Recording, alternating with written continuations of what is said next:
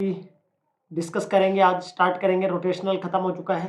Rotational के questions मैंने special class के अंदर आपको कल भी करवाए थे और कल मतलब 17 को भी 17 नवंबर को भी हम कुछ क्वेश्चंस करेंगे। जैसे कि आपको यहाँ क्लास देखने को मिल रही होगी, ये वाला क्लास मुन्ना लोग आप देख सकते हो। यहाँ रोटेशनल स्पेक्ट्रोस्कोपी के क्वेश्चंस ये कल आएगा क्लास, कल होगा ये क्लास। ये आज का क्लास का टाइमिंग है और ये स्पेशल क्लास पे कल होंगे। कल आपके लिए 4 लेक्चर्स रहेंगे दोस्तों। ये सब क्लासेस क्या है, कल है। 4 सेशन आपके लिए कल के लिए मैंने शेड्यूल कर दिए हैं। इसके अलावा जीओसी का लेक्चर नंबर 8 आज शाम को हम डिस्कस करेंगे 6 बजे। आपने जिसने पिछले लेक्चर्स देखे होंगे तो उन्होंने देखा होगा नंबर ऑफ क्वेश्चंस हम डिस्कस कर रहे हैं। ज़्यादा से ज़्यादा आपको क्वेश्चंस प्रैक्टिस पे रहता है कि थ्योरी बताने के बाद आपको मैक्सिमम नंबर ऑफ क्वेश्चंस करवाया जाए। क्योंकि एक बात सिंपल सी है कि आपको मान लीजिए मिजोमेरिक इफेक्ट सबको पता होता है, रेजोनेंस इफेक्ट सबको पता होता है, बट जब बात आती है एप्लीकेशन की तो भाई ये नहीं है कि सिर्फ आपको रेजोनेंस बता दिया, मिजोमेरिक बता दिया, उसके बाद एप्लीकेशन। जितने क्वेश्चंस ज्यादा करोगे जीओसी के उतना ज्यादा आपकी जीओसी और बेटर होती चली जाएगी। इसी पॉइंट ऑफ व्यू से आपने अगर प्रीवियस लेक्चर्स देखे होंगे तो पहले हमने रेजोनेटिंग स्ट्रक्चर्स को देखा कि कौन आपस में रेजोनेटिंग स्ट्रक्चर है या नहीं है, उनके बारे में बात किया। उसके बाद मिजोमेरिक इफेक्ट -m + m पर सेपरेट लेक्चर लिए हैं, उनके क्वेश्चंस भरपूर क्वेश्चन किए हैं। अब अपना हाइपर कॉन्जुगेशन चल रहा है, इस पे क्वेश्चंस की बारी है। अब हाइपर कॉन्जुगेशन पे कैसा क्वेश्चन बनता है, कैसे क्वेश्चंस को करना होता है, कितने टाइप के क्वेश्चन आपसे पूछे जा सकते हैं। देखिए जितने क्वेश्चंस लगाओगे ना उतना ज्यादा टॉपिक आपका क्या होता है, क्लियर होता है। जल्दी से एक बार सभी कनेक्ट करेंगे, फटाफट से आ जाइएगा। थोड़ा सा ये जो व्हाइट कलर आ रहा है स्क्रीन के ऊपर इसको मैं हटा देता हूँ। ठीक है भाई, ये तो रहेगा कल के सेशन, ये आज का सेशन है। ठीक है दोस्तों, तो मिलेंगे कल स्पेशल क्लास के ऊपर जो कि बिल्कुल फ्री है। और आज हम बात करेंगे वाइब्रेशनल स्पेक्ट्रोस्कोपी के बारे में कि वाइब्रेशनल स्पेक्ट्रोस्कोपी से कैसा क्वेश्चन आपसे पूछा जाता है। ठीक है, इसके अलावा ये वाले देखिए दोस्तों, ये जो बैच है, अगर मैं बात करूं यहाँ प्रयास टेस्ट सीरीज की, जो कि पार्ट सी के लिए, लाइफ साइंस के लिए, मैथमेटिकल साइंस के लिए 27 से नया बैच स्टार्ट है। इनरोल कर सकते हो आप जो भी लाइफ साइंस और मैथमेटिकल साइंस के स्टूडेंट्स है। पार्ट बी के लिए देखिए, और 3 नवंबर से लाइफ साइंस के लिए नया बैच भी स्टार्ट है। तो लाइफ साइंस के स्टूडेंट्स इनको क्या कर सकते हैं, ज्वाइन कर सकते हैं दोस्तों। इसके अलावा अगर आप देखोगे तो ये मैथमेटिकल साइंस के लिए 13 नवंबर से full length mock test start है। इसके अलावा 10 नवंबर से नया बैच स्टार्ट है लाइफ साइंस के लिए फिर से। और इसके अलावा पार्ट ए सभी सब्जेक्ट के लिए, जो कि बेहद ही इंपॉर्टेंट रोल प्ले करता है किसी भी एग्जाम के अंदर। यह नहीं है कि आप पार्ट ए के बिना नहीं कर सकते, पर पार्ट एक बहुत इंपॉर्टेंट रोल प्ले करता है। क्योंकि जरूरी नहीं है कि आप सारे क्वेश्चन केमिस्ट्री के, फिजिक्स के या मैथमेटिक्स जिस भी डिपार्टमेंट से आप जिस भी सब्जेक्ट के लिए तैयारी कर रहे हैं उसके सारे क्वेश्चंस आप लगा पाओ। ठीक है, फिर भी अपने पास नंबर ऑफ चॉइस काफी होती है। तो ये पार्ट ए का आपके लिए क्या है, नया टेस्ट सीरीज है जो चल रहा है, प्रयास टेस्ट सीरीज 19 नवंबर से जो कि स्टार्ट होगा। इसके अलावा आप कोड यूज कर सकते हो दोस्तों 10% डिस्काउंट के लिए और स्पेशल क्लासेज को अनलॉक करने के लिए, स्पेशल क्लासेज को अनलॉक करने के लिए ये आप क्या कर सकते हो, यूज कर सकते हो स्पेशल क्लासेज को अनलॉक करने के लिए और BCAM10 को 10% डिस्काउंट के लिए। देखिए 2 टाइप का सब्सक्रिप्शन है दोस्तों अनअकैडमी प्लेटफॉर्म पे। क्या है, 2 टाइप का सब्सक्रिप्शन है। अगर आप देखोगे live classes, quiz, unlimited access, structured course. Unlimited access के अंदर आपको क्या मिलता है, एक ही मतलब कोड आप यूज करके किसी भी एक के अंदर आप क्या करते हो, इनरोल करते हो। उसके बाद very good afternoon, very good afternoon. अभी इसके अंदर आप इनरोल करते हो तो आप वहां से क्या कर सकते हो, किसी एक को मतलब इनरोल करने के बाद आप सभी एजुकेटर का वीडियो देख सकते हो। उसके अंदर उस कैटेगरी के अंदर जितना एजुकेटर पढ़ा रहा है सबका वीडियो देख सकते हो। मान लीजिए ऐसा नहीं है कि आपने मेरा कोड यूज किया तो आप मेरे लेक्चर देख सकते हो, नहीं, सभी एजुकेटर का वीडियो देख सकते हो। इसके अलावा personal guidance, study planner, study material, expert guidelines, test analysis, ये आपको एक्स्ट्रा फीचर्स है जो कि आइकॉनिक के अंदर मिलते हैं। सारा यहाँ बता रखा है, सब्जेक्ट वाइज मतलब एक एक पॉइंट डिस्कस किया हुआ है। इसके अलावा देखिए सबसे पहले मैं कहता हूँ अनअकैडमी लर्नर ऐप आपके मोबाइल में होना ही चाहिए। क्योंकि जो स्पेशल क्लासेज है, जैसे अभी आपको मैंने दिखाया, आज और कल में टोटल 5 क्लास ले रहा हूं मैं। आज और कल में टोटल 5 क्लास है। एक आज 6 बजे है, कल 4 क्लासेज हैं ऐप के ऊपर। तो वहां आपको एक तो पोल का ऑप्शन मिलता है कि ये सारी क्लासेज क्या होती है, फ्री होती है। स्पेशल क्लासेज जो है वो बिल्कुल फ्री ऑफ कॉस्ट है। जैसे आप यूट्यूब पे देखते हो वैसा बिल्कुल फ्री क्या है, ये क्लासेज बिल्कुल एकदम फ्री होती है। आपको नीचे डिस्क्रिप्शन बॉक्स में राजेश कुमार के नाम से लिंक दिया मिलेगा, आप वहां से जाकर भी डायरेक्ट क्लास। और एक बात ध्यान रखिएगा, कई बार क्या होता है कि जो नया स्टूडेंट्स जैसे ही ऐप पे जाएगा तो उसको ये क्लासेज लॉक मिलती है, तो ऐसा मत सोचना कि ये पेड है। उनको अनलॉक करने के लिए आपको कोड यूज करोगे ना, जैसे आप BCAM10 कोड डालोगे सारी क्लासेज अनलॉक हो जाएगी। तो वो नहीं सोचना कोई कि फर्स्ट टाइम जा रहे हैं सर लॉक कैसे, आप बोल रहे थे फ्री है, क्लासेज फ्री है। अगर आप फर्स्ट टाइम विजिट कर रहे हैं तो आपको अनलॉक कोड की तरह इसको यूज करना है, एज ए अनलॉक कोड, ठीक है ना। इसके अलावा 2 टाइप का सब्सक्रिप्शन भी है, प्लस एंड आइकॉनिक का। आप कोई सा भी, जैसे 3 मंथ, 6 मंथ, 12 मंथ, 24 मंथ, अपनी नीड के अकॉर्डिंग होता है वो। तो किसी को, कोई जैसे MSc का स्टूडेंट है या BSc फाइनल ईयर का स्टूडेंट है तो वो सोच रहा होगा नेट के लिए, या MSc फर्स्ट ईयर का स्टूडेंट है तो वो सोचेगा 2 साल वाले के साथ जाता हूँ, 20,000 का पड़ रहा है 2 साल का, जो कि 20,000 में भी आपको, जैसे आप BCAM10 यूज करोगे 10% आपको डिस्काउंट मिल जाएगा, मतलब 18,000 को। इधर मैं बात करता हूँ जो छोटा पैक बड़ा धमाका, जो कि 6250 रुपए, 10% के बाद ये 5600 कुछ रुपीज का आपको पड़ता है, ठीक है। इधर इनके ऊपर भी क्या है, 10% डिस्काउंट है। तो ये सारे आपके लिए क्या है, 10% डिस्काउंट रेफरल कोड यूज करने पर मिलता है दोस्तों, ठीक है। इसके अलावा ये bugs Bunty regarding inappropriate content है, आपको लगता है कि कहीं अनअकैडमी प्लेटफॉर्म पर इनएप्रोप्रिएट कंटेंट है तो आप उसको क्लेम कर सकते हो, ठीक है दोस्तों। इसके अलावा लाइक शेयर तो आपको करना ही है, और 6 बजे हम मिलेंगे ऐप के ऊपर 6 PM, ठीक है दोस्तों। और कल आपके लिए 4 सेशन रहेंगे। अभी मैं चलता हूं आपको लेकर अपना वाइब्रेशनल स्पेक्ट्रोस्कोपी की तरफ, वाइब्रेशनल स्पेक्ट्रोस्कोपी की तरफ। जल्दी से एक बार सभी मुन्ना लोग कनेक्ट करेगा। कल थोड़ी सी डिस्कशन हुई थी, सेशन थोड़ा छोटा था क्योंकि कल ऐप के ऊपर इसके बाद क्वेश्चंस करवाने थे। तो वाइब्रेशनल स्पेक्ट्रोस्कोपी कितना, थोड़ा बहुत तो मैंने आपको आइडिया दे ही दिया था कि क्या क्या चीजें पढ़ने वाले हैं। तो हम एनर्जी पे आ जाते हैं, उससे पहले मैं थोड़ा सा आपको रिमाइंड करवा देता हूँ पीछे वाला जो हमने पढ़ा था, ये वाला वाइब्रेशनल स्पेक्ट्रोस्कोपी के बारे में। कल थोड़ा सा मैंने जो बताया था उसको थोड़ा सा मैं आपके साथ ब्रीफ में डिस्कस कर देता हूं, ताकि आपको थोड़ा सा एक आइडिया हो जाए कि हमने क्या क्या पढ़ लिया था, ठीक है दोस्तों। जल्दी से एक बार यस और नो करें, शेयर कर दिया जाए पहले तो तुमको video. Very good afternoon Pammi, very good afternoon. देखो भाई, वाइब्रेशनल स्पेक्ट्रोस्कोपी में एनर्जी, एन हार्मोनिक ऑसिलेटर्स, ये सारे आज हम डिस्कस करने वाले हैं कि एनर्जी कैसे निकालते हैं, कैसे पॉपुलेशन रेशियो, सिलेक्शन रूल्स, ये सारी चीजें, ठीक है। इससे पहले जो डिस्कस किया था वो थोड़ा सा तुमको बता देता हूं कि सबसे पहले हमने क्या डिस्कस किया। मैंने बोला था जैसे हमने रोटेशनल स्पेक्ट्रोस्कोपी पढ़ा, वैसे अभी हमको क्या पढ़ रहे हैं, वाइब्रेशनल स्पेक्ट्रोस्कोपी पढ़ रहे हैं। और वाइब्रेशनल स्पेक्ट्रोस्कोपी के अंदर, जैसे तुमने रोटेशनल स्पेक्ट्रोस्कोपी में 2 चीजें पढ़ाई मैंने आपको, एक रिजिड रोटर पढ़ाया जिसको हम आइडियल केस मान के चल रहे थे। फिर हमें पता है कि यार जिंदगी में कुछ भी आइडियल नहीं होता, सब कुछ परफेक्ट, हर कोई बिल्कुल परफेक्ट नहीं होता 100%, कुछ ना कुछ क्या होगा, इम्परफेक्शंस उसमें रहे होंगे। तो उनको, उस केस में हमने क्या पढ़ा, नॉन रिजिड रोटर पढ़ा। नॉन रिजिड मतलब नॉन आइडियल, मतलब उसका जो बॉन्ड था वो फिक्स ना मानकर हमने क्या माना, उसका बॉन्ड लेंथ वेरी करवा सकते थे, या उसका मास, ठीक है। आ रही है बात समझ में। इसके अलावा तुम यहां देखोगे तो यहां जो रेडिएशन यूज हुई थी वो माइक्रोवेव रेडिएशन यूज हुई थी। इलेक्ट्रोमैग्नेटिक स्पेक्ट्रम के अंदर फ्रीक्वेंसी और एनर्जी और वेवलेंथ के बेस पे जो अरेंजमेंट होता है रेडिएशंस का, उसको हम इलेक्ट्रोमैग्नेटिक स्पेक्ट्रम बोलते हैं। और उस स्पेक्ट्रम में से कौन सी स्पेक्ट्रोस्कोपी के लिए कौन सी इलेक्ट्रोमैग्नेटिक रेडिएशन हम यूज करते हैं वो डिपेंड करता है उसके ऊपर। Very good afternoon, very good afternoon Preeti. तो यहां हमने कल बातें की थी कि माइक्रोवेव को आप यूज करते हो रोटेशनल में, क्योंकि वहां एनर्जी गैप्स क्या होते थे, थोड़े ज्यादा दूर दूर होते थे। रोटेशनल वाले में क्या होते थे, पास होते थे। वाइब्रेशनल में क्या होते हैं, दूर होते हैं। तो यहां हम कौन सा कर रहे हैं, IR वाला यूज करेंगे। कौन सा यूज करेंगे, IR रेडिएशन। वहां हमने पढ़ा था कि जो हम इलेक्ट्रोमैग्नेटिक रेडिएशन डाल रहे हैं उसका इंटरेक्शन रोटेशनल एनर्जी लेवल के साथ। वाइब्रेशनल में आप क्या पढ़ोगे, IR रेडिएशन का interaction with vibrational energy levels. यहां आपने सिलेक्शन रूल पढ़ा था, परमानेंट डाइपोल मूवमेंट होना चाहिए, डेल्टा जे का वैल्यू ग्रॉस और स्पेसिफिक सिलेक्शन रूल आपको मैंने बताया था। यहां डेल्टा जे का वैल्यू +-1 था। यहां हमने सिंपल हार्मोनिक ऑसिलेटर और एन हार्मोनिक ऑसिलेटर, जो कि नॉन आइडियल का केस होगा, और ये किसका होगा, आइडियल का केस होगा। यहां तक की बातें हम डिस्कस कर चुके थे लास्ट लेक्चर के अंदर। उसके बाद मैंने बोला था कि हम कब बोलेंगे कि कोई मतलब आइडियल है या नॉन आइडियल केस है, कब क्या बोलेंगे हम कि आइडियल केस है या नॉन आइडियल केस। मैंने कहा कि किसी बॉन्ड के अंदर अगर वाइब्रेशन हो रहा है, किसी भी बॉन्ड के अंदर अगर वाइब्रेशन दोस्तों हो रहा है, तो वो अगर हुक्स लॉ को फॉलो करता है तो हम क्या बोल देंगे, भाई ये क्या है, आइडियल केस को फॉलो कर रहा है, सिंपल हार्मोनिक ऑसिलेटर का केस है। जैसे मैंने आपको बताया कि ये हमारे पास कोई स्प्रिंग था, मतलब बॉन्ड था, उसको स्ट्रेच करके x दूरी दूर ले गए और x डिस्टेंस से उसको क्या कर दिया, कंप्रेस कर दिया। फॉर्मूला आपके पास हुक्स लॉ के अकॉर्डिंग क्या होता था, force is equal to -kx। x क्या था, डिस्टेंस था जिसने से वेरी करवाते रहे थे, k था फोर्स कांस्टेंट।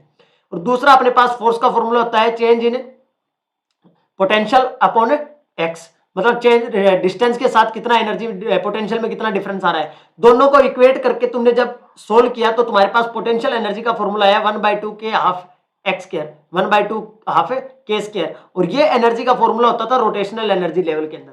फिर मैंने इसके लिए मैंने बोला कि इसके लिए जो ग्राफ आता है ये पैराबोलिक इक्वेशन होती है और ये ग्राफ कुछ ऐसा आता है अगर इस इक्वेशन से निकाले तो। पर मॉलिक्यूल वाला कैसे इसको कंपैरिजन करवाया था, जैसे ये तुमको मैंने बोला रिस्टोरिंग फोर्स, जितना रबड़ को तुम खींचोगे, स्प्रिंग को जितना खींचोगे वो उतना वापस आएगा। मतलब ये इसकी एक नॉर्मल लेंथ थी, इसको स्ट्रेच कर दिया तुमने बॉन्ड को, इतने लेंथ थे, तो ये वापस जब मॉलिक्यूल आएगा तो इतनी दूर तक वापस चला जाएगा बैक साइड। रिस्टोरिंग फोर्स जिसको क्या करता है, वापस खींचता है। जितना ज्यादा खींचोगे उतना और वापस दूर आएगा ये। इस यहां से इसको क्या किया, पहले इतना खींचा, दूसरी बार में तुमने क्या किया, इतना खींचा, तो वो उतना वापस आ रहा है। तो वो जो शेप बनती है वो क्या बनती है, पैराबोलिक शेप बनती है, जैसा कि इस इक्वेशन से एक्सप्लेन होता था। यहां तक की बात समझ में आ रही है तो बोलो सबको जल्दी से। अब ना दिक्कत ये नहीं है, दिक्कत ये है कि हमें सर एनर्जी के बारे में जानना है। किसके बारे में जानना है, किसी भी रोटेशनल एनर्जी। देखो तुमने रोटेशनल एनर्जी लेवल्स के बारे में एनर्जी के लिए फॉर्मूला निकाला था, क्या किया था मैंने वहां तुमको क्या किया, ऐसे रोटेशनल एनर्जी के लिए फॉर्मूले बताए कि इसका एनर्जी कितना होगा, इसका एनर्जी कितना होगा। तो तुम्हें पता है कि जो वाइब्रेशनल एनर्जी लेवल होंगे उनकी भी तो हमें एनर्जी पता करनी होगी, क्योंकि एनर्जी के बेस पे ही हम क्या करेंगे, क्वेश्चंस को सोल्व कर पाएंगे। क्वेश्चंस जो आएगा वो एनर्जी से आएगा, उनके सिलेक्शन रूल से आएगा, दो के बीच में गैप कितना है, डिसोसिएशन कांस्टेंट कितना होगा, ये सब चीजें अभी डिस्कस करने वाले हैं। यहां तक के केस में किसी को कोई डाउट है तो बोलो, फिर हम चलते हैं एनर्जी की तरफ। जल्दी से एक बार बोलिएगा सभी मुन्ना लोग, यहां तक की बात क्लियर है क्या? प्रीति, पम्मी, अभिमन्यु बोलिए सभी एक बार फटाफट से, यहां तक के केस में किसी को कोई डाउट है क्या? बोलो रे। देखो अभी स्टार्ट करते हैं एनर्जी लेवल्स के बारे में जानना, कि अगर मैं एनर्जी लेवल्स के बारे में बात करूं तो क्या निकल के आएगा सर, एनर्जी लेवल्स को कैसे निकालेंगे, एनर्जी ऑफ लेवल्स। भाई मैं वाइब्रेशनल एनर्जी लेवल्स की बात करता हूं। देखो तुमको मैंने एक बात बोली थी लास्ट टाइम जब पढ़ाया था, तो मैंने क्वांटम मैकेनिक्स से ये बोला था कि तुम्हारे पास क्या होता है, H psi is equal to E psi होता है। क्या होता है, ये हैमिल्टोनियन ऑपरेटर होता है जो कि एनर्जी के लिए यूज किया जाता है, जिसके अंदर एनर्जी। अब देखो तुमने पोटेंशियल एनर्जी का फॉर्मूला तो निकाल लिया 1/2 के एक्स स्क्वायर, ये तो अभी हम ड्राइव करके आए हैं 1/2 के एक्स स्क्वायर। कहां गया 1/2 के एक्स स्क्वायर, ये वाला 1/2 के एक्स स्क्वायर पोटेंशियल एनर्जी के बारे में जानकारी दे रहा है। जो टोटल एनर्जी है एच को मैं क्या लिख सकता हूं, kinetic energy plus potential energy. और किसी पे क्या कर रहे हैं, किसी फंक्शन साई के ऊपर अप्लाई कर रहे हैं, ठीक है। और ये फंक्शन कौन सा होगा, साई फंक्शन क्या होगा, जो तुम क्वांटम मैकेनिक्स के अंदर पढ़ते हो, जो तुम क्वांटम मैकेनिक्स के अंदर पढ़ते हो ना, तुम पढ़ते हो ना कि ये मतलब ये जो वेव फंक्शन है ये 1D के लिए है, ये वो जो वेव फंक्शन है वो किसके लिए, सिंपल हार्मोनिक ऑसिलेटर के लिए। ये फंक्शन हर किसी के लिए अलग अलग वेव फंक्शन होता है जब तुम क्वांटम पढ़ते हो वहां। यहां तुम्हें वो वेव फंक्शन भी नहीं याद रखने। स्पेक्ट्रोस्कोपिक रोटेशनल वाइब्रेशनल के अंदर तुमको क्वांटम में तुमने जो पढ़ा है, अगर नहीं भी पढ़ा, ऐसा नहीं है कि तुमने क्वांटम नहीं पढ़ा तो तुम नहीं कर पाओगे, क्वांटम भी नहीं पढ़ा है तो भी तुम ये क्वेश्चंस कर लोगे स्पेक्ट्रोस्कोपी के आसानी से। कैसे, देखो यहां मेरे पास ये एनर्जी के लिए ऑपरेटर है, ये पोटेंशियल एनर्जी के लिए ऑपरेटर है, ठीक है। किसी साई फंक्शन पे अपने अप्लाई किया तो सेम फंक्शन मिल जाए और जो वैल्यू मिल जाएगा जिसको हम आइगन वैल्यू मिलते हैं वही क्या बता देगा, एनर्जी लेवल्स बता देगा हमको, एनर्जी का फॉर्मूला बता देगा। बोलो यहां तक की बात समझ आई कि नहीं? इसके लिए जो तुम्हारे पास ऑपरेटर होता है तुम क्या कहते हो, H cut square by 2m और डी बाय करली एक्स स्क्वायर बाय करली स्क्वायर बाय करली एक्स स्क्वायर बोलते हो, ठीक है इसके लिए। और साथ में तुम्हारे पास क्या है, पोटेंशियल एनर्जी, इसके लिए तुम फॉर्मूला निकाल ही चुके हो 1/2 के एक्स स्क्वायर। और यहां मेरे पास क्या है, Sai is equal to E Sai. अब देखो, अब जब इसको तुम सोल्व करते हो ना, जैसे ये वाला मेरे पास क्या है, एच कट स्क्वायर 2m करली बाय करली एक्स स्क्वायर 1/2 के एक्स स्क्वायर। और यहां मेरे पास कोई फंक्शन होगा किसके लिए, लेट्स सपोज मैंने एसएचओ का एक जो हार्मोनिक ऑसिलेटर का जो वेव फंक्शन होता है वो मैं यहां रखूंगा और फिर उसके ऊपर ये सारे ऑपरेशंस में अप्लाई करूंगा तो मेरे पास कोई ना कोई रिजल्ट निकल के आएगा। क्लियर है यहां तक की बात? यहां तक की बात क्लियर है कि यहां मेरे पास कोई ये जो अंदर वाला जो फंक्शन है या ऑपरेटर जो मैं इसके ऊपर अप्लाई करूंगा तो मेरे पास कुछ ना कुछ निकल के आएगा। अब ये फंक्शन तुमको क्वांटम में पढ़ते हो या नहीं जरूरत है तुम्हें कि क्या होता है, कैसे अप्लाई करना है। जब इसको सोल्व करोगे तो तुम्हारे पास जो ई का वैल्यू आएगा, एनर्जी का वैल्यू, वो क्या आएगा डायरेक्ट। तुमको ये फॉर्मूला नहीं, ये फॉर्मूला नहीं बोलना है तुमको, मतलब ये फॉर्मूला तुमको मस्ट है, याद होना चाहिए 1/2 n इंटू 1/2। इसको मैं n लिखता हूं यार, कोई ये सोचेगा कि h लिख रहे हो सर, h भी एक जैसा लिखते हो n भी एक जैसा लिखते हो, तो थोड़ा सा चेंज करना पड़ेगा मेरे को, ठीक है। और साथ में क्या आएगा, h म्यू आएगा, ये अपने पास h है, ठीक है, h म्यू। ये बात तुमको समझ में आनी चाहिए। ये क्या आएगा, किसी भी एक लेवल के लिए एनर्जी का फॉर्मूला आएगा। और एक बात ध्यान रखना ये जो वैल्यू होगी ये किस में होगी मुन्ना, जूल के अंदर होगी। ये एनर्जी किस में होगी, जूल के अंदर होगी, क्योंकि यूनिट कन्वर्जन का बहुत इंपॉर्टेंट रोल है। बोलो यहाँ तक की बात समझ में आई कि नहीं आई सबको, यहां तक की बात समझ में आई भाई। जब तुम इसको ड्राइव करवाते हो ना, तुमसे ड्राइवेशन कोई नहीं पूछेगा। जैसे तुमने, मैंने लास्ट टाइम बोला तुमको ड्राइव करवा के बताया और j इंटू जे प्लस 1 तुमको वैल्यू निकाल के दिया था। मैंने कहा तुम्हें कुछ भी याद नहीं, तुम्हें एनर्जी के लेवल का, एनर्जी जो लेवल है, एनर्जी किसी भी लेवल की एनर्जी के लिए जो फॉर्मूला होता है वो याद होना चाहिए। वहां जे की वैल्यू पुट करोगे, किसी भी लेवल के लिए आप एनर्जी निकाल सकते हो। यहां तक की बात सबको क्लियर हुई कि नहीं हुआ मुन्ना, जल्दी से बोलो फटाफट से। यस, सबको क्लियर है मुन्ना एकदम से यहां तक का, बोलो यार। अच्छा, सेंटीमीटर इनवर्स में करोगे तो क्या करोगे मुन्ना, सेंटीमीटर इनवर्स में करोगे तो क्या करोगे, बोलो जल्दी से लिख लो। अगर दो फॉर्मूले आएंगे, अगर तुम्हारे पास जूल में होगा तो क्या यूज होगा और नहीं होगा तो क्या होगा। देखो, एक तुम्हारे पास होगा एनर्जी का वैल्यू n प्लस 1/2, ठीक है, दूसरे में भी n प्लस 1/2, ठीक है। एक तो तुम अभी देख के आए हो एच म्यू वाला, ठीक है। एक तुम्हारे पास क्या होगा, ओमेगा ई होगा। क्या होगा, ओमेगा ई। ये वाला तुम्हारे पास किस में होगा, जूल के अंदर, और ये किस में होगा, सेंटीमीटर इनवर्स के अंदर। बस ये दो बातें याद रख लेना, यहां तक तुम्हारा मामला बन जाएगा। और यहां जो n होगा वो क्या होगा, वाइब्रेशनल क्वांटम नंबर। जैसे r क्या था, जैसे वहां सॉरी j क्या था, रोटेशनल क्वांटम नंबर था। जैसे वहां क्या, j क्या था, रोटेशनल क्वांटम नंबर था, क्वांटम नंबर। बोलो यार, यहां n क्या होगा, vibrational quantum number, vibrational quantum number, vibrational quantum number. बोलो यहां तक की बात समझ में आ रही है क्या, वाइब्रेशनल क्वांटम नंबर। एन का वैल्यू क्या क्या हो सकता है, आप बोलोगे सर एन का वैल्यू 0 भी हो सकता है, एन का वैल्यू 1 हो सकता है, 2 हो सकता है, 3 हो सकता है, सो ऑन हो सकता है। बोलो यार जल्दी से फटाफट से। अब एनर्जी लेवल्स निकाल लोगे, अब एनर्जी लेवल्स निकाल लोगे, अब एनर्जी लेवल्स निकाल लोगे मुन्ना, जल्दी से निकालो एनर्जी लेवल्स। ये सिंपल हार्मोनिक ऑसिलेटर के लिए बात चल रही है मुन्ना, आइडियल केस के लिए बात चल रही है अभी। ये बातें सारी किसके लिए चल रही है, आइडियल केस के लिए, आइडियल एसएचओ के लिए चल रही है ये। एन हार्मोनिक ऑसिलेटर के बारे में बात नहीं किया मैंने। जैसे मैंने तुमको पहले क्या करवाया था, रिजिड रोटर करवाया था, वैसे सेम हम क्या कर रहे हैं, एसएचओ के लिए पढ़ रहे हैं, मतलब आइडियल केस पढ़ रहे हैं। बोलो यार यहां तक की बात समझ में आई कि नहीं आई। जल्दी से एनर्जी लिख दो मेरे पास, एनर्जी क्या क्या होगा, एनर्जी एक बार लिख दो मुन्ना, क्या क्या होगा, एनर्जी क्या क्या होगा, जल्दी से लिख दो किसी भी लेवल के लिए। एनर्जी लेवल्स,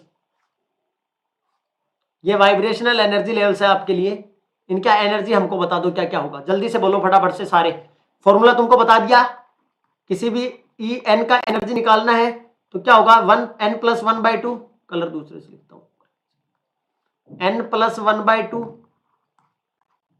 एच म्यू कर लो, और या तुम्हारे पास क्या हो, डब्ल्यू ई कर लो। सेंटीमीटर इनवर्स में निकालना है तो ओमेगा ई कर लो, बस ओमेगा ई करके निकाल दो, क्योंकि ये तो सिंपल रहना है साथ में। जब कैलकुलेशन करवाएगा एग्जामिनर तो तुमको इसका वैल्यू दे देगा ओमेगा ई का, कि इसका वैल्यू निकाल के और एक नंबर में वैल्यू बता दो तो तुम्हें ओमेगा ई की वैल्यू दे देगा। जल्दी से बोलो फटाफट से क्या होगा आंसर, एक एक करके निकालो। एन का वैल्यू 0, एन का वैल्यू 1, एन का वैल्यू 2, एन का वैल्यू 3 और एन का वैल्यू 4। जब वैल्यू 0 पुट करोगे तो 1/2 ओमेगा, 1/2 ओमेगा। तुम्हें पता है कि एन का वैल्यू जब 0 पुट करोगे यहां तो एनर्जी क्या निकल के आएगा, 1/2 ओमेगा ई।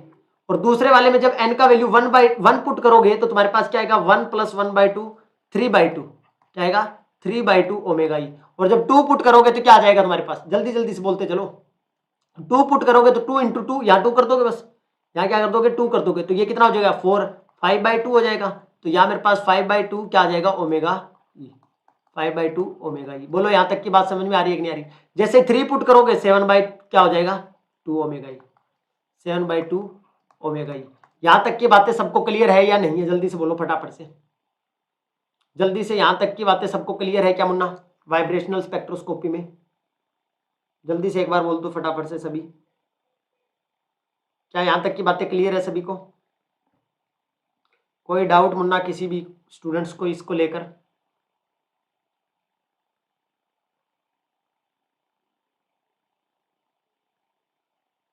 5/2 ओमेगा ई पम्मी वर्मा प्रीति वर्मा का बहुत सही आ रहा है, बहुत सही है भाई।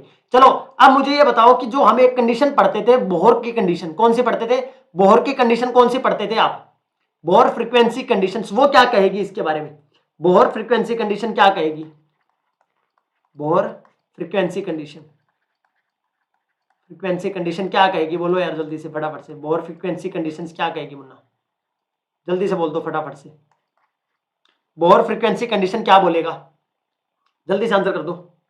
आप क्या बोलोगे सर बोहर फ्रीक्वेंसी कंडीशन क्या? देखो आप किसी भी स्पेक्ट्रोस्कोपी के लिए मैंने तुमको सबसे पहली कंडीशन क्या बताई थी भाई, कभी भी ट्रांजिशन होना होगा तो वहां जो एनर्जी डालोगे उस एनर्जी का जो जो जिस लाइट जिस रेडिएशन को डालोगे उसकी एनर्जी और यहां दो दो लेवल के बीच का एनर्जी गैप जब बराबर होगा तभी तो क्या होगा, ट्रांजिशन क्या होगा, पॉसिबल होगा।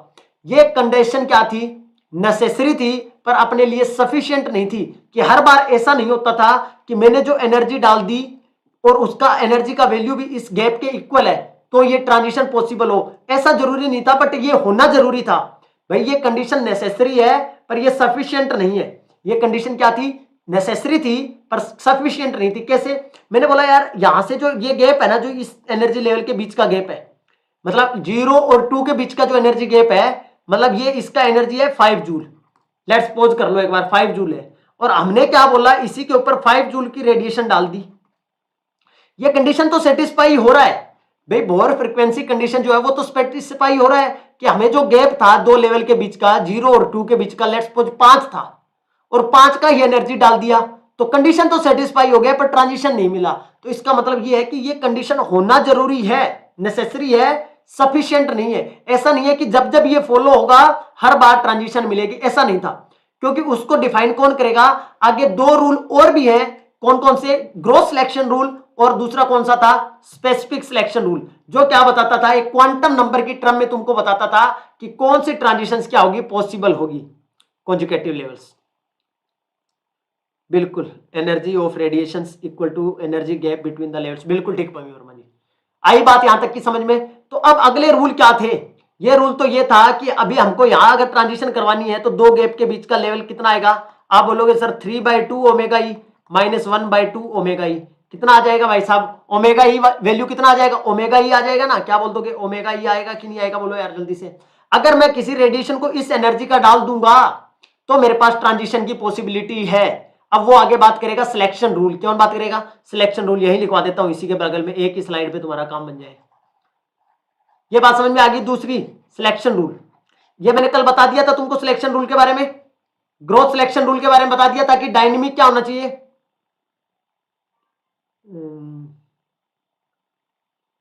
जो क्या हो गया, कंजुगेटिव लेवल्स, अरे पता नहीं क्या हो गया,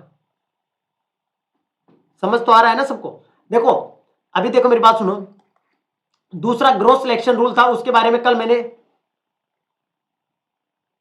पता है मैंने क्या बोला कि हमने जो ग्रोथ सिलेक्शन रूल था उसमें ये बोला था कि कोई भी मॉलिक्यूल जिसमें वाइब्रेशंस होंगी वो कब एक्टिव होगी, अगर उसमें डायनेमिक क्या हो, डाइपोल मूवमेंट हो, मतलब डाइपोल मूवमेंट क्या हो, चेंजेबल होना चाहिए। आईआर के लिए क्या होगा, डाइपोल मूवमेंट क्या होगा, चेंजेबल होगा। अभी आगे हम डिस्कस करेंगे, जैसे CO2 है, अगर CO2 है तो स्ट्रेचिंग फ्रीक्वेंसी, जब तुम सिमेट्रिक स्ट्रेचिंग देखोगे तो आईआर इनएक्टिव हो जाएगा, जब एसिमेट्रिक स्ट्रेचिंग देखोगे तो क्या होगा, आईआर एक्टिव होगा। तो वो भी बातें आएगी, पर अभी के लिए तुमको क्या याद रखना है कि किसी बॉन्ड के अंदर अगर वाइब्रेशन हो रहा है तो वो वाइब्रेशन के दौरान उसका डाइपोल मूवमेंट क्या होना चाहिए, चेंजेबल होना चाहिए, जिसको तुम क्या बोल देते हो, dynamic dipole movement, dynamic dipole movement. Growth selection rule क्या कहता है कि dynamic selection, dynamic dipole movement, dipole movement मतलब अगर किसी के अंदर वाइब्रेशन हो रहा है तो उस वाइब्रेशन के दौरान उसका डाइपोल मूवमेंट क्या होना चाहिए, चेंजेबल होना चाहिए, चेंज होना चाहिए। यहां तक की बात समझ में आई? उसके बाद कौन सा रूल था, स्पेसिफिक सिलेक्शन रूल, स्पेसिफिक, जो कि एक स्पेसिफिक कर देगा कि ये ट्रांजिशन होगा या ये ट्रांजिशन नहीं होगा, ये ट्रांजिशन होगा या ये नहीं होगा। तो यहां ये डेल्टा एन का बात करेगा +-1 के केस में, कि जो डेल्टा एन का वैल्यू है ना, जो साहब आप एन का वैल्यू लेके एनर्जी निकाल रहे हो, एन का वैल्यू 0 ले रहे हो, 1 ले रहे हो, 2 ले रहे हो, 3 ले रहे हो, जैसे वहां तुम रोटेशनल नंबर, रोटेशनल स्पेक्ट्रोस्कोपी के अंदर जे का वैल्यू ले रहे थे, जे का वैल्यू +-1, यहां भी क्या है, यहां एन का नंबर है, यहां एन का नंबर क्या है, +-1 है। यहां तक की बात समझ में आई? तो मैं अगर यहां से बात करूं 0 और 1 का, तो ये ट्रांजिशन पॉसिबल होगा एक से दम। मैं आपको बोल दूं यार 0 से फर्स्ट के लिए, इसके अंदर चलो इस क्वेश्चन के लिए मुझको ये बताओ कि कौन सा ट्रांजिशन पॉसिबल है, कौन सा नहीं होगा। मेरा नेटवर्क स्लो हो गया है, था 155 स्पीड पे देख रही हूं। चलो देखो, मैंने ये बोला कि मेरे पास एनर्जी लेवल फर्स्ट से एनर्जी लेवल 2 पे क्या ट्रांजिशन होगा, ऑप्शन ए। मैंने बोला एनर्जी लेवल फर्स्ट से एनर्जी लेवल 3 पे क्या पॉसिबल है ट्रांजिशन, मैंने बोला एनर्जी लेवल 2 से एनर्जी लेवल 1 पे क्या पॉसिबल है, third C option, A B C कर लो, इनको ए बी सी कर लो। ये वाला मेरे पास बी है, ये वाला मेरे पास सी है और ये वाला मेरे पास डी है। मैंने बोला E3 से E1, इनमें से कौन कौन सा पॉसिबल है, कौन कौन सा पॉसिबल है नहीं है।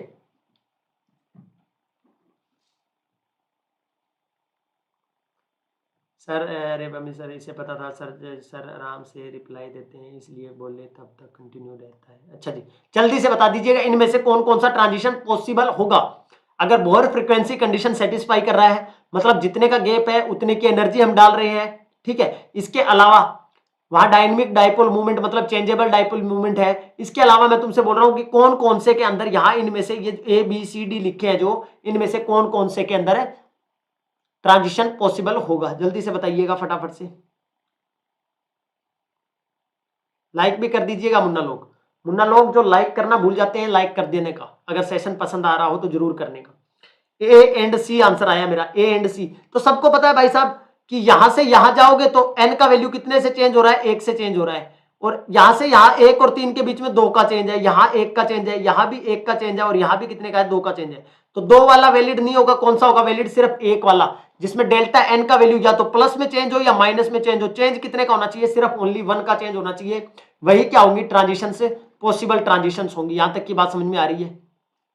यही केस जब तुम देखो, जब रोटेशनल स्पेक्ट्रोस्कोपी पढ़ा था तब हमने क्या बात किया था, डेल्टा जे का वैल्यू +-1 था और ये दोनों के लिए था, चाहे हम रिजिड पढ़ रहे थे चाहे हम नॉन रिजिड पढ़ रहे थे, चाहे हमें नॉन रिजिड पढ़ रहे थे, दोनों के लिए हमारे पास सिलेक्शन रूल तो जा वो सेम था, चाहे हम रिजिड पढ़े चाहे हम नॉन रिजिड को पढ़े। बट यहां आपको एन हार्मोनिक ऑसिलेटर के लिए सिलेक्शन रूल अलग है। वहां तो क्या था, सिलेक्शन रूल पॉपुलेशन रेशियो सब सेम था। मैंने लाइन लिखा था एक, आपको याद हो तो, कि जो सिलेक्शन रूल रहेगा वो चाहे हम रिजिड कंडीशन में पढ़ ले मतलब आइडियल में पढ़ ले या हम किस में पढ़ ले, नॉन आइडियल में पढ़ ले, डेल्टा जे का वैल्यू ऑलवेज क्या रहेगा, +-1 रहेगा। इसके अंदर देखिए ये किसका केस है, आइडियल का केस है, मतलब सिंपल हार्मोनिक ऑसिलेटर वाला केस है ये, जिसमें डेल्टा एन का वैल्यू आपको +-1 मानकर चलना है ट्रांजिशन के लिए। और जब आप एन हार्मोनिक ऑसिलेटर के लिए बात करोगे तो ये सिलेक्शन रूल चेंज हो जाएगा। क्या हो जाएगा, एन हार्मोनिक ऑसिलेटर के लिए, एन हार्मोनिक ऑसिलेटर के लिए, एन हार्मोनिक ऑसिलेटर के लिए तुम क्या बोलोगे, डेल्टा एन का वैल्यू +-1 होगा तो भी ट्रांजिशन शो कर देगा, +-2 होगा तो भी शो करेगा, +-3 होगा तो भी शो करेगा। मतलब ये शो ऑन, यहां लगभग सारी ट्रांजिशन क्या होगी, वैलिड होगी, सारी की सारी ट्रांजिशन क्या होगी, वैलिड होगी। यहां तक की बात समझ में आ रही है या नहीं आ रही, जल्दी से बोलो।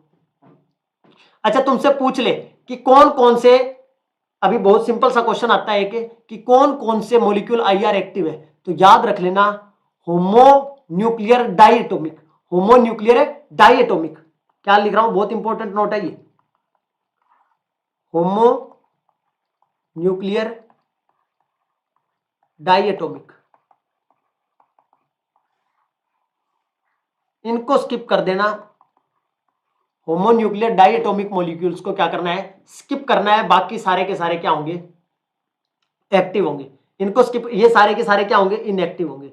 जैसे O2 हो गया, N2 हो गया, Cl2 हो गया, ये सारे के सारे क्या होंगे, इनएक्टिव होंगे। क्या होंगे, इनएक्टिव। ये क्या होंगे, इनएक्टिव होंगे। बोलो यार जल्दी से, बात समझ में आई। अगर मैं HCl बोल दूं तो एक्टिव होगा, HCN बोल दूं तो एक्टिव होगा, ठीक है, आ रही बात समझ में। बाकी आगे भी पढ़ेंगे हम, CO2 का भी केस आएगा, स्ट्रेचिंग, अगर सिमेट्रिक है नॉन सिमेट्रिक है, किस टाइप का है, डिपेंड करेगा कि दोनों मॉलिक्यूल, अगर मैं स्ट्रेचिंग दोनों की सेम रख रहा हूं, जितना यहाँ बीच में क्या है मेरे पास है, लेट्स सपोज ये वाला मेरे पास क्या है, कार्बन है और इधर ऑक्सीजन है, जितना इसको स्ट्रेच कर रहा हूं उतना इस साइड से दूसरे ऑक्सीजन को स्ट्रेच कर रहा हूं। तो अगर बॉन्ड लेंथ सेम है, सब कुछ सेम है, तो डाइपोल मोमेंट उसका अगर चेंजेबल नहीं हुआ तो वो क्या हो जाएगा, आईआर इनएक्टिव हो जाएगा। वो केस हम आगे डिस्कस करने वाले हैं। यहां तक कि किसी को कोई समस्या है तो बोलिएगा, जल्दी से फटाफट से बताइएगा। यहां तक अगर किसी को कोई समस्या है, कोई परेशानी है तो बताइएगा जल्दी से, जल्दी से बोल दो भाई मुन्ना लोग। यहां तक किसी को कोई डाउट है क्या, इतना जो बताया है, उसके बाद पॉपुलेशन रेशियो के ऊपर चलेंगे। यहां तक किसी को कोई डाउट है तो बोलो, बोलो भाई मुन्ना, बोल दो जल्दी से बोल दो फटाफट से। यहां तक किसी को कोई डाउट है क्या,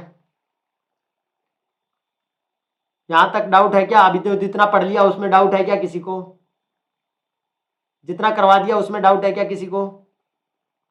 होमोन्यूक्लियर, हाई न्यूक्लियर। अब हम चलेंगे पॉपुलेशन रेशियो की तरफ। यहां तक किसी को कोई डाउट है तो बोलो जल्दी से फटाफट से, नहीं हम चलते हैं पॉपुलेशन रेशियो की तरफ। नेक्स्ट टॉपिक अपना पॉपुलेशन रेशियो।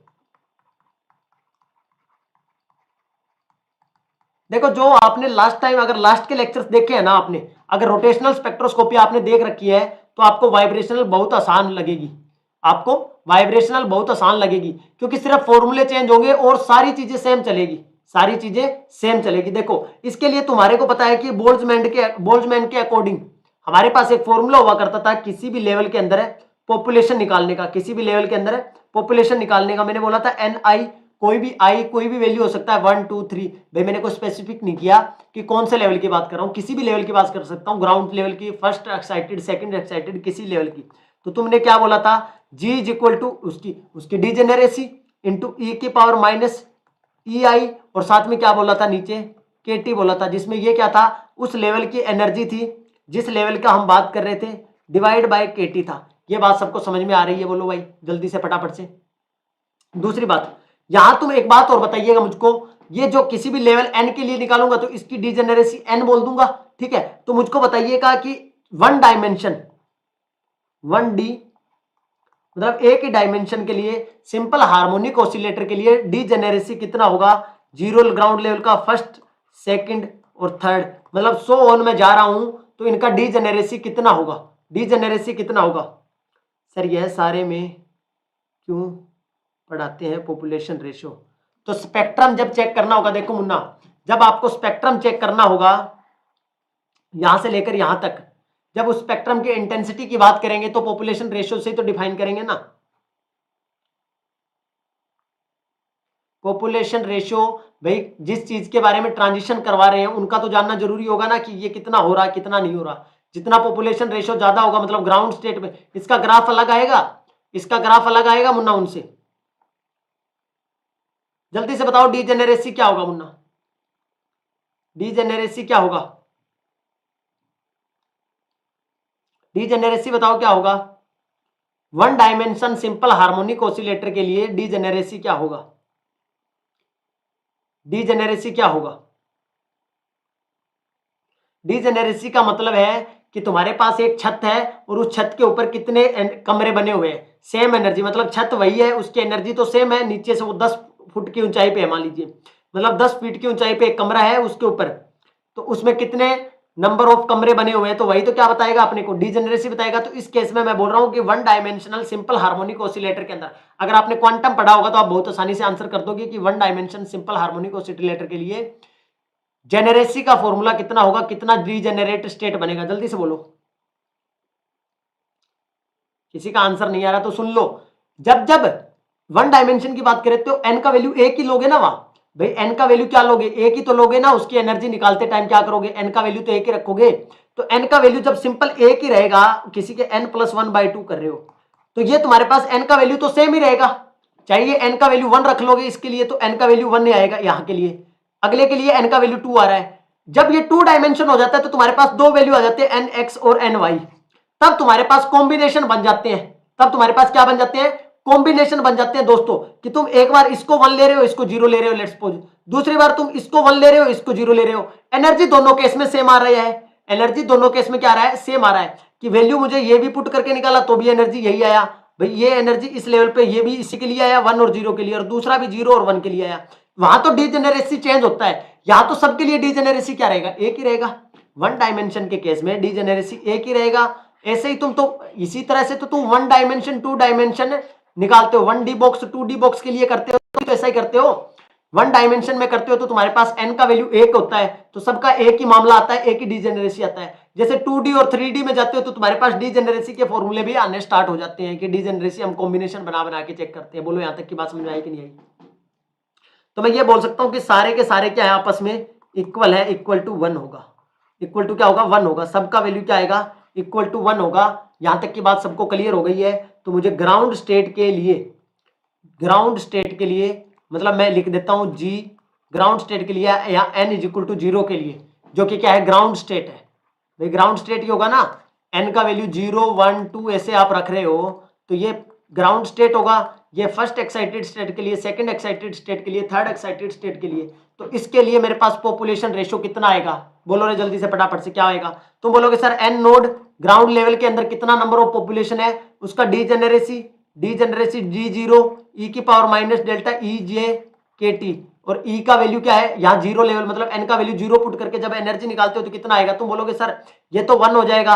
एप्सिलॉन की पावर कितना था तुम्हारे पास, एनर्जी तुम अभी निकाल के आए थे, कितना निकाला था? बोलो रे 1/2 एच म्यू निकाल दो या 1/2 ओमेगा ई कर लो, यही बात बोला था भाई, फॉर्मूला बताया था 1/n/2 प्लस एच म्यू या n/n प्लस 1/2 ओमेगा ई, यही तो बोला था तुमको, 1 सेंटीमीटर इनवर्स में 1 जूल में। तो वही एनर्जी यहां रख देनी है बस, क्या जाएगा 1/2 एच म्यू बाय के टी।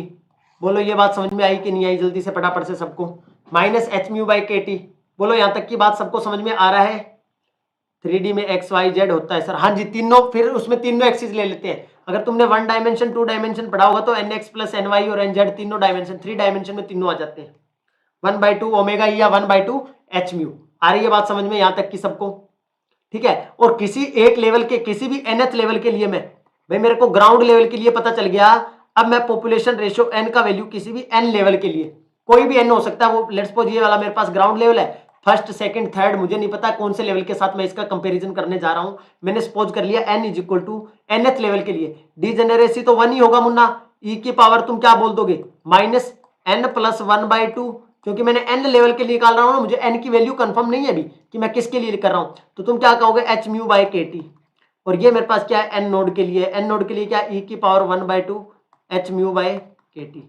बोलो यहां तक की बात समझ में आई कि नहीं आई? जल्दी से बोलो भाई मुन्ना लोग, यहां तक की बात समझ में आई या नहीं आई?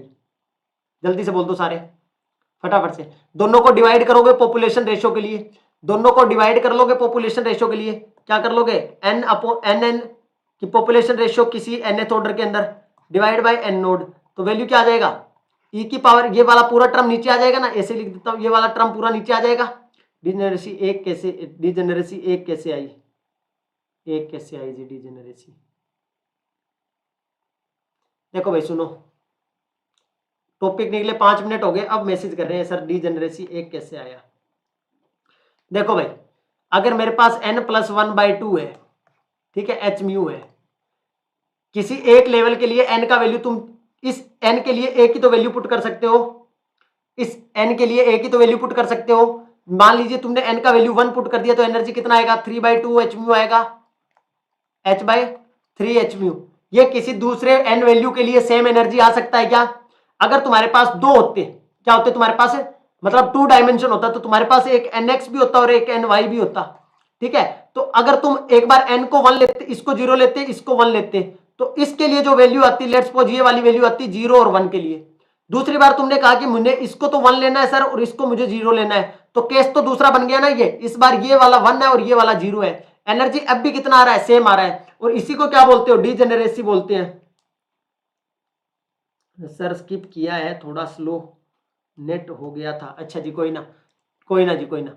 ये बात समझ में आई? मैंने 1 डायमेंशन के लिए बोला था, वो मैंने क्या बोला था 1 डायमेंशन के लिए बोला था मुन्ना। अगर 1 डायमेंशन में हम चलेंगे तो 1 डायमेंशन में तो n का वैल्यू एक ही रख पाओगे ना आप, एक टाइम में एक ही वैल्यू रखोगे n का वैल्यू। जब n का वैल्यू एक रखोगे तो आपके पास क्या रहेगा, डीजेनरेसी सबका सेम आएगा। इसलिए मैंने क्या बोला, सबका चाहे 0 लेवल पे, फर्स्ट लेवल पे, सेकंड लेवल पे, थर्ड लेवल पे, जहां भी चेक करोगे डीजेनरेसी 1 होगा। यहां तक की बात समझ में आ गई सबको? हो गया क्लियर? बोलो रे जल्दी से, बोल दो जल्दी से फटाफट से। तो जब इसको तुम सोल्व करोगे तो तुम्हारे पास क्या निकल के आएगा, e की power minus n H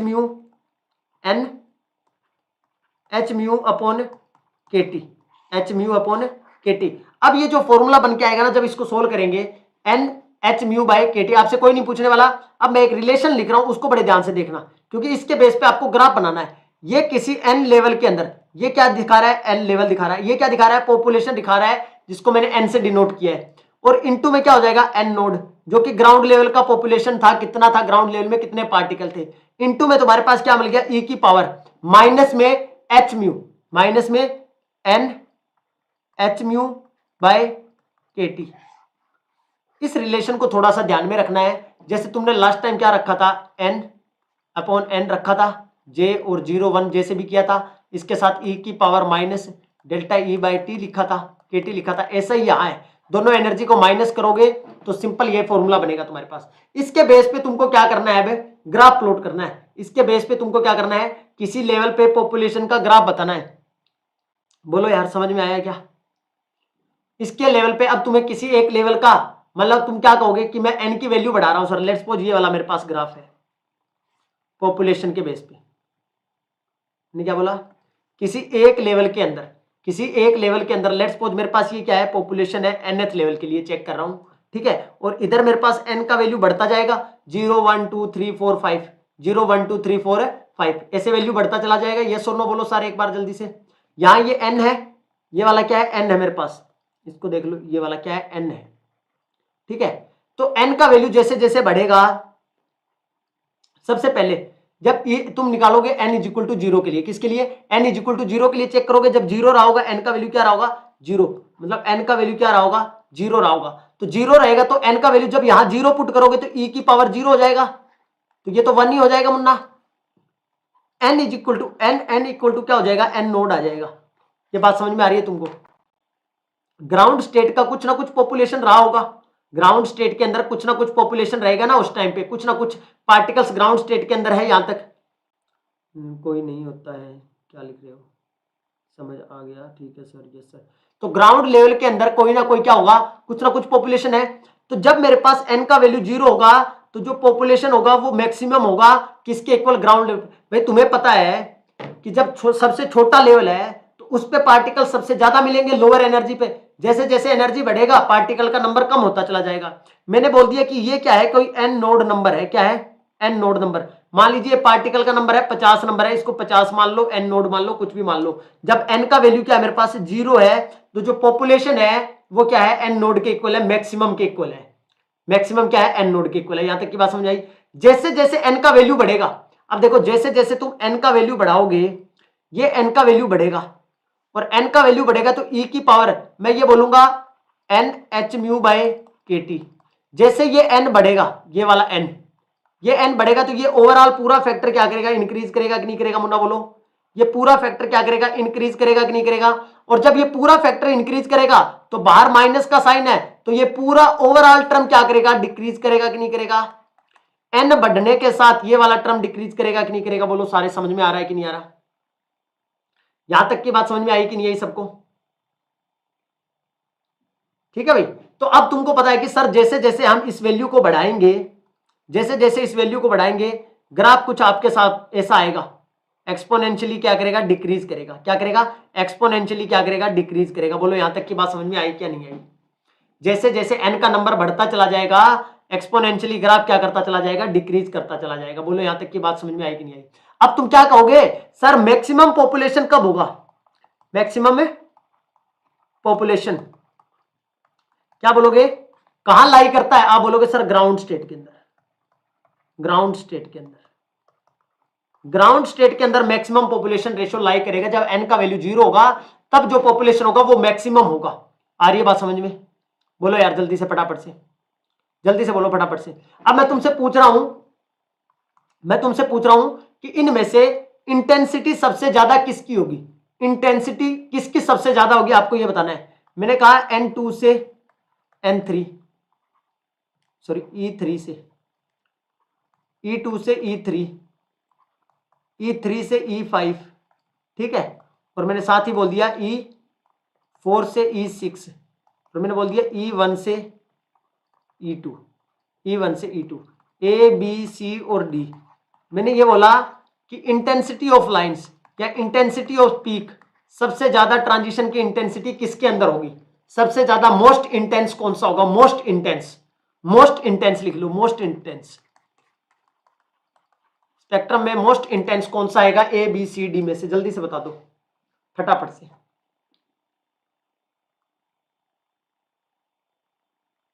most intense कौन सा आएगा, बोल दो यार जल्दी से फटाफट से, बोलो रे मुन्ना जल्दी से। ये है तुम्हारे लिए एनर्जी लेवल्स,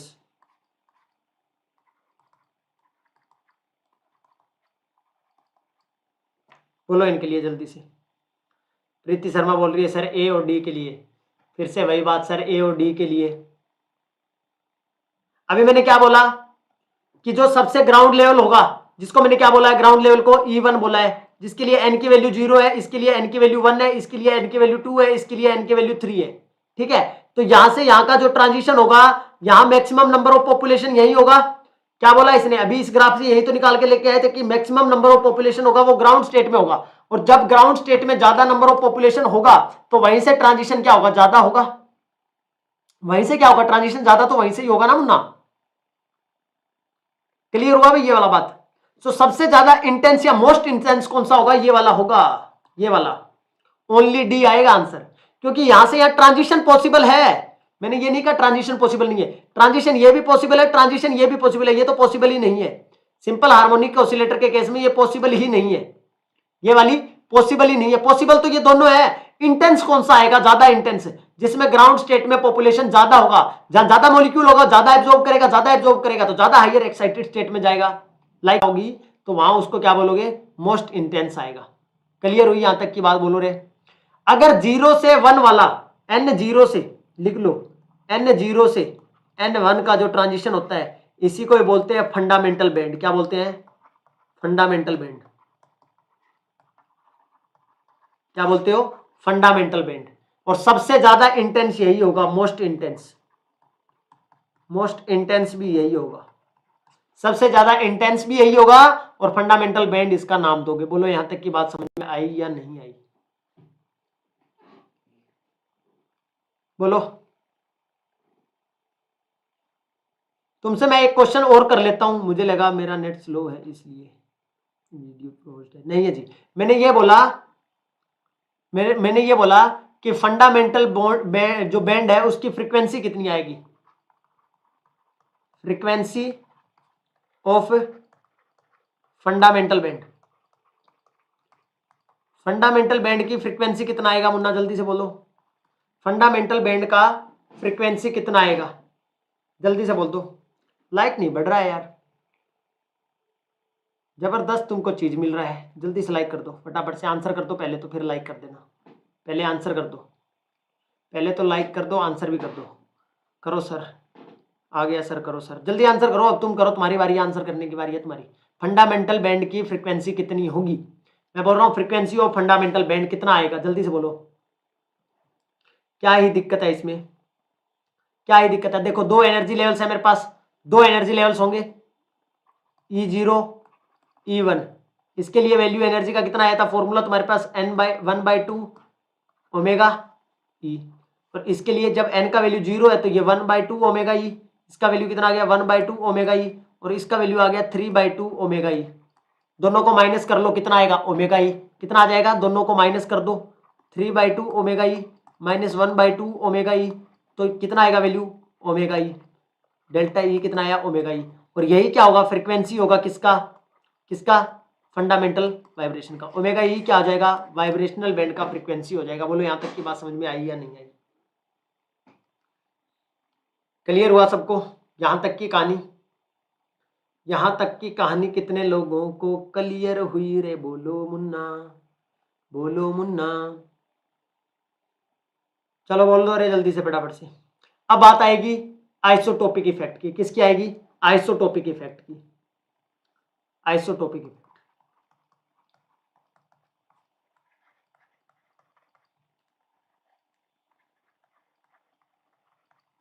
क्या होता है आइसोटोपिक इफेक्ट, पढ़ा था लास्ट टाइम बहुत अच्छे से, आइसोटोपिक इफेक्ट लास्ट टाइम बहुत अच्छे से पढ़ा था ना, बोल दो अब जल्दी से फटाफट से, आइसोटोपिक इफेक्ट क्या होगा। अगर तुम ये लेक्चर्स देख रहे हो ना सारे, मैं कहता हूं तुम्हें फिजिकल स्पेक्ट्रोस्कोपी, तुम्हारा मन करेगा कि एग्जाम में जल्दी से क्वेश्चन हमको दिखाई दे फिजिकल स्पेक्ट्रोस्कोपी का। एक एक चीज आपको डिस्कस की जा रही है, और इसके क्वेश्चन कल और करवाऊंगा मैं, कल रोटेशनल के कुछ और क्वेश्चन करवाऊंगा ऐप के ऊपर, ठीक है, ऐप के ऊपर कल और क्वेश्चन हम डिस्कस करेंगे फिजिकल स्पेक्ट्रोस्कोपी के। जल्दी से आंसर करो फटाफट से, क्या रहेगा। देखो फ्रीक्वेंसी का फॉर्मूला तुमको पता है, म्यू इज इक्वल टू क्या होता है, 1/2 पाई के बाई म्यू, ऐसा ही तो होता है ना मुन्ना, सभी जानते हो तुम।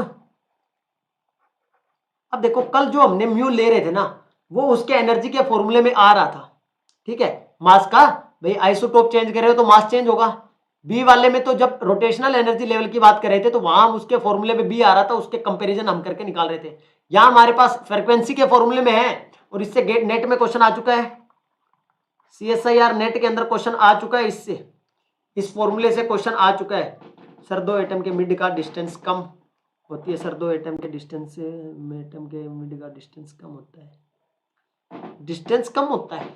मैंने कल ये बोला था, अगर ध्यान से किया हो तो मैंने ये बोला था रिजिड रोटर वाले में कि रोटेशनल में जब हम चेंज कर रहे थे आइसोटोप को तो उसको ये बोला था कि नेग्लिजिबल होता है, और नेग्लिजिबल हम उसको चेंज जो होता है, भाई मैंने क्लोरीन का 35 को, क्लोरीन के आइसोटोप 35 को क्लोरीन के 37 से रिप्लेस कर दिया, तो जैसे ये HCl के साथ जुड़ा हुआ था, ये भी HCl के साथ जुड़ा हुआ है, तो ये डिस्टेंस में जो चेंज है ना वो नेग्लिजिबल था, तो उसको हम कंसीडर नहीं कर रहे थे, सिर्फ मास को वेरिएबल मान रहे थे कि मास में चेंज आ रहा है, और ये तो चेंज ना के बराबर था डिस्टेंस का, तो उसका अप्रोक्सीमेशन हमने क्या माना था, उसको नेग्लेक्ट कर दिया था।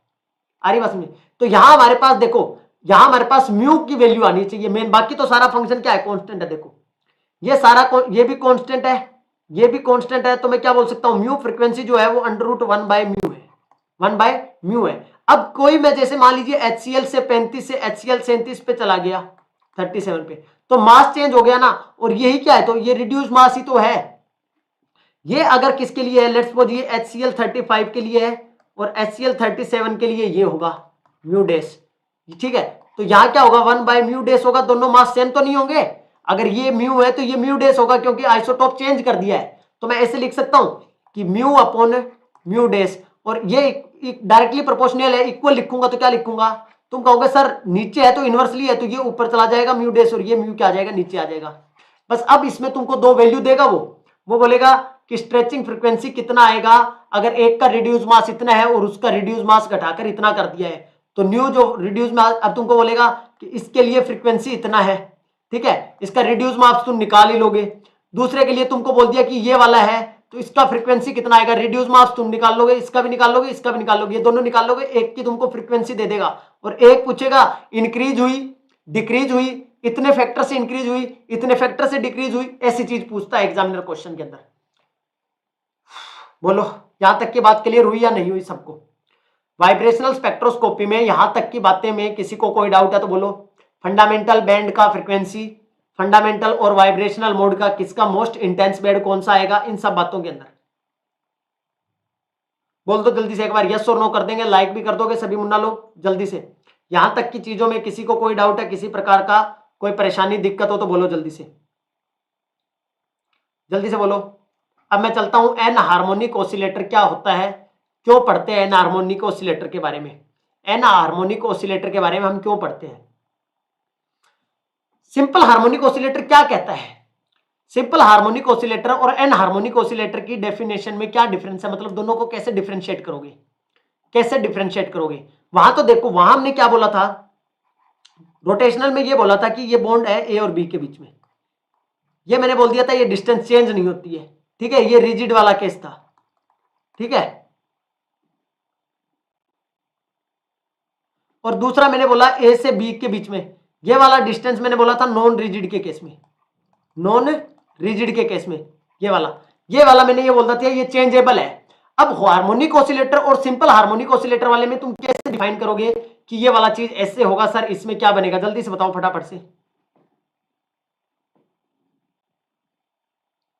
जल्दी बोलो मुन्ना फटाफट से, फास्ट बताओ रे। कोई यार जितने लोग देख रहे हो किसी को नहीं पता क्या कि क्या होगा, डिफरेंस क्या होगा कि सिंपल हार्मोनिक ऑसिलेटर और एन हार्मोनिक ऑसिलेटर है कि क्या भाई, सिंपल हार्मोनिक ऑसिलेटर का कब मामला वायलेट हुआ कि हमको एन हार्मोनिक, मैंने देखो एक बात बोली तुमको, मैंने ये बोला कि एक रिजिड पढ़ा एक नॉन रिजिड पढ़ा, ठीक है, ये रोटेशनल का खेल था। अभी हम क्या पढ़ रहे हैं, SHO पढ़ रहे हैं और एन हार्मोनिक ऑसिलेटर पढ़ रहे हैं, एन हार्मोनिक ऑसिलेटर पढ़ रहे हैं। मुझको ये बताओ कि मैंने ये बोला था ये तो परफेक्ट है, एकदम आइडियल था केस, ये आइडियल केस थे, ठीक है, ये थे नॉन आइडियल। क्या जिंदगी में सब कुछ आइडियल है, सब कुछ परफेक्ट है? 100%, 100% कोई आइडियल होता है क्या, जल्दी से बोल दो। 100% कुछ आइडियल होता है क्या? कुछ भी आइडियल नहीं होता सर 100%।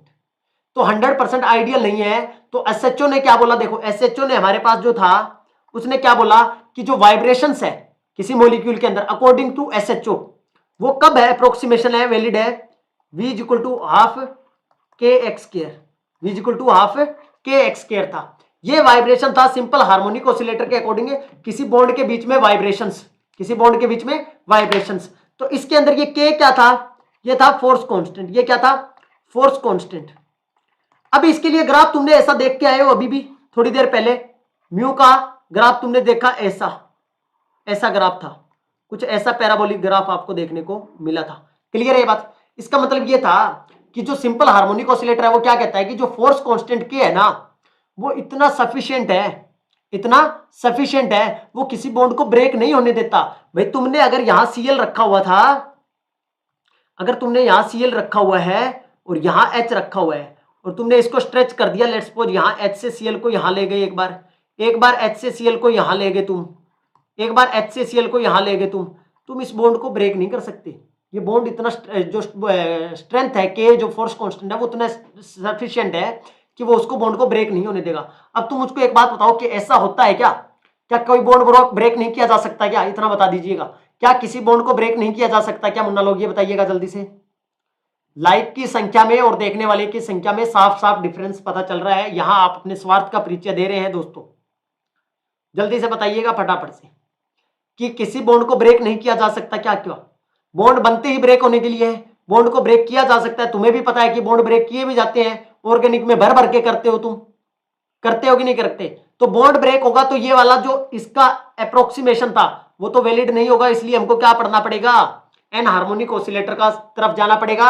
और ये बोला कि बॉन्ड तो ब्रेक हो सकता है सर, जो ये वाला ग्राफ है ना ये बताता है कि बॉन्ड ब्रेक नहीं हो सकता, पर बॉन्ड को ब्रेक किया जा सकता है। एन हार्मोनिक ऑसिलेटर ये बात बोलता है कि बॉन्ड को ब्रेक किया जा सकता है। मुन्ना बोलो रे, जल्दी से बोलो फटाफट से, दोनों में डिफरेंस समझ में आया पहले तो ये बताओ। अरे जिसने नहीं किया प्रीति उनके लिए है, जिसने कर दिया उसको थोड़ा ना बोलिए हैं, जल्दी से बोलो। तो ये क्या कहता है, ये जो मामला है ये क्या कहता है, ये कहता है कि जो के है ना, के ये अलाउ नहीं करता, do not allow, do not allow to dissociate, to dissociate any, dissociate at any extent, at any extent, किसी भी एक्सटेंट पर ये बॉन्ड को ब्रेक करना अलाउ नहीं करता, बॉन्ड को ब्रेक करना अलाउ नहीं करता। बट हमें पता है कि बॉन्ड ब्रेक होता है सर, तो कोई भी चीज परफेक्ट नहीं है, इसलिए हमें एन हार्मोनिक ऑसिलेटर भी अब पढ़ना पड़ेगा, जिसमें सबसे पहले हम पढ़ते हैं मोर्स पोटेंशियल। क्या पढ़ते हैं, Morse potential.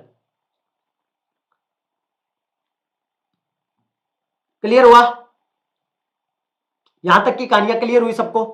N harmonic oscillator पढ़िएगा, एन हार्मोनिक ऑसिलेटर में देखिए क्या होगा, एन हार्मोनिक ऑसिलेटर, यहां तुम्हारे पास जो पहले सबसे पहले जो कर्व दी थी उसको बोलते हैं मोर्स पोटेंशियल कर्व। क्या बोलते हैं, Morse potential curve, Morse potential curve, potential curve, Morse potential curve. देखिए जो मोर्स पोटेंशियल कर्व है ना, इस इक्वेशन के द्वारा हमको एक, इसके द्वारा एक कर्व मिलता है, मोर्स पोटेंशियल कर्व के द्वारा हमको एक इक्वेशन मिलता है, और वो इक्वेशन क्या कहता है कि जो v है ना, v हमारे पास mu is equal to D e 1 minus e की पावर ए एक्स, ई की power a x minus square, minus का ए एक्स स्क्वायर, क्या लिखोगे, माइनस का ए एक्स स्क्वायर, इसको याद रख लेना थोड़ा सा। वहां जो v था अपने पास ये क्या था, v is equal to 1 by k x square था, यहाँ जो v है वो क्या है, ये जो है ये डिसोसिएशन एनर्जी है, क्या है, डिसोसिएशन एनर्जी है, कि इतनी एनर्जी पे बॉन्ड ब्रेक कर जाएगा, डिसोसिएशन एनर्जी है। उसके फॉर्मूले में कहीं डिसोसिएशन का नाम नहीं था, कहीं भी डिसोसिएशन का नाम नहीं था। यहां हमारे पास क्या है, सर्कल करवाना। अब ऐसा है क्या, ज्यादा हो गया क्या, एक्सेस हो गया क्या मुन्ना, क्या मुन्ना एक्सेस में हो गया ये वाला,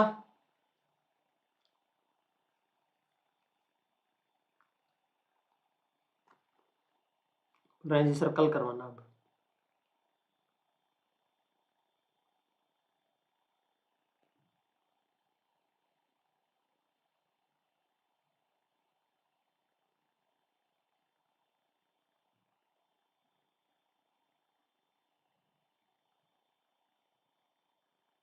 ठीक है जी, कल करेंगे फिर। आज के और कल के सेशन के बारे में जान लो, ठीक है मुन्ना लोग, कल कर लेंगे जी। अपने को कोई जल्दी नहीं है, ना एग्जाम वालों को जल्दी है ना अपने को है। सुनो मेरी बात, अभी कल के सेशन और आज के सेशन तुम्हारे ये वाले हैं। ये तुम्हारे लिए कल 4 सेशन है मुन्ना लोग, 4 सेशन है। ओएनसी के क्वेश्चन, रोटेशनल स्पेक्ट्रोस्कोपी के question, GOC and UV spectroscopy, ये भी कल है, कल है, कल है ये भी, और ये भी कल है, और ये आज है, ये आज 6 बजे है। बोलो यहां तक की बात समझ में आई सबको? नहीं सर, बस इनफ है आज के लिए। ठीक है जी, ठीक है जी, कर दिया बंद कर दिया मुन्ना, बंद कर दिया। यस सर, कल करा दो। हाँ जी, कल करवाएंगे, अब कल करवाएंगे, नो प्रॉब्लम। अभी मेरी बात सुन लो, ये जो लेक्चर्स हैं कल आपके लिए 4 सेशन रहेंगे। आज ये तुम्हारे पास एक सेशन है जिसके अंदर जो लास्ट टाइम करवाया था उससे आगे एप्लीकेशन पार्ट करवाऊंगा जीओसी के अंदर। क्या करेंगे? जीओसी के अंदर है एप्लीकेशन पार्ट को क्या करेंगे? डिस्कस करेंगे। क्लियर है मुन्ना यहां तक की बात? और इसके अलावा इन क्लासेस के अंदर इनरोल कर लेना जाके। पहली बार कोई अगर विजिट कर रहा हो तो BCAM10 कोड यूज करके इनको अनलॉक करेगा। जैसे पहली बार कोई जाएगा ना तो उसको ये क्लास से लॉक मिलेगी, तो तुमको क्या करना होगा, कोड जैसी डालोगे तो क्लासेज अनलॉक हो जाएगी। तो कोई ऐसा नहीं सोचेगा कि सर पेड क्लासेज है, बिल्कुल फ्री क्लासेज है। ये बिल्कुल क्या है, फ्री क्लासेज है, सारी की सारी, सारी फ्री क्लासेज है। जैसे तुम यूट्यूब पे फ्री देख रहे हो वैसे वहां भी फ्री देख सकते हो, ऐप के ऊपर, अनअकैडमी लर्नर ऐप के ऊपर सब क्लासेज क्या है, फ्री है ये। ठीक है, धन्यवाद आप सभी का, और मिलेंगे शाम को 6 बजे ऐप के ऊपर। तब तक के लिए लाइक शेयर सब्सक्राइब करने का, और फॉलो कर सकते हो अनअकैडमी लर्नर ऐप के ऊपर जाकर। ठीक है,